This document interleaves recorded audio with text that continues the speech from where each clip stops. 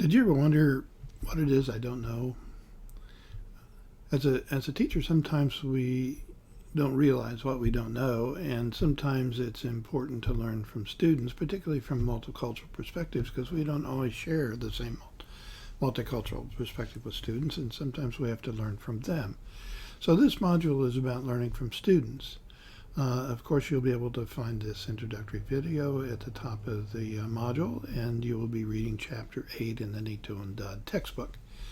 In the media, of course, there's the PowerPoints, but we'll be talking about reimagining classrooms as teachers as learners and students as teachers as learners and students as learners.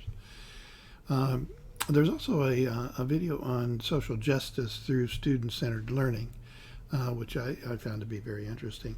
And then there's another interesting perspective that we've had in social constructivism and even in the Montessori schools as ideas for years, is that students lead the classroom, not the teachers. And that's an interesting, I believe that's a TED Talk where a teacher talks about how she gained power by giving up authority. And then there's the power of student-driven learning. And what have schools taught us how to learn? In other words, less about context and more about how do you learn how to learn.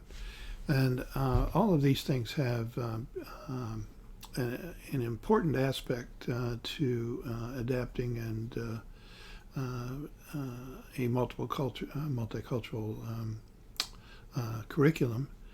And so I think you'll find this interesting. It might feel a little bit like a side trip to some, but I think once you see the videos, you'll begin to see the relevance to the multicultural perspective.